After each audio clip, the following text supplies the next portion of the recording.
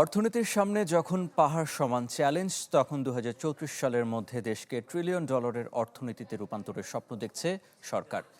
যে লক্ষ্য বাস্তবায়নে প্রয়োজন বিনিয়োগ বান্ধব পরিবেশ, নীতিগত সংস্কার এবং বেসরকারি খাতের আরও সক্রিয় অংশগ্রহণ, বলছেন অংশীজনেরা।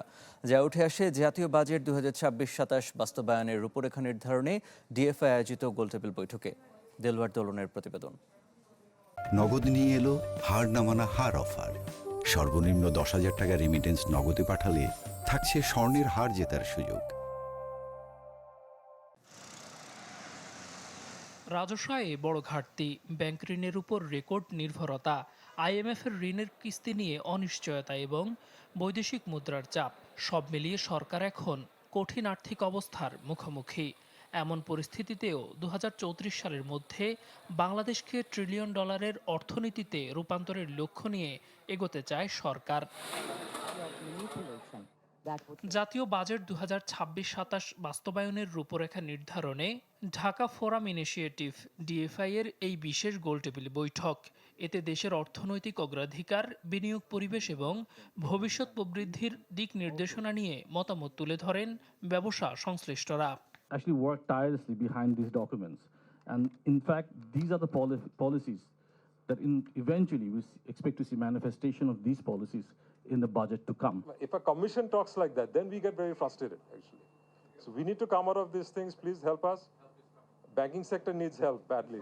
অনুষ্ঠানে বেসরকারি খাতের প্রতিযোগিতার সক্ষমতা বৃদ্ধি, বিনিয়োগ ও নিয়ন্ত্রণ সংস্কার, ব্যবসায়িক পরিবেশ উন্নয়ন, পুঁজিবাজারের বিকাশ ও নীল অর্থনীতির সম্ভাবনা নিয়ে আলোচনা হয়।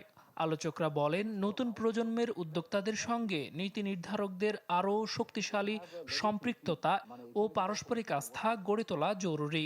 The structural issue in the international market is about 20 years ago, you had about 1,000 groups managing over $100-200 billion each. AI কিন্তু নতুন অনেক অপরচুনিটিও তৈরি করছে, আবার অনেক অপরচুনিটি চলেও যাচ্ছে।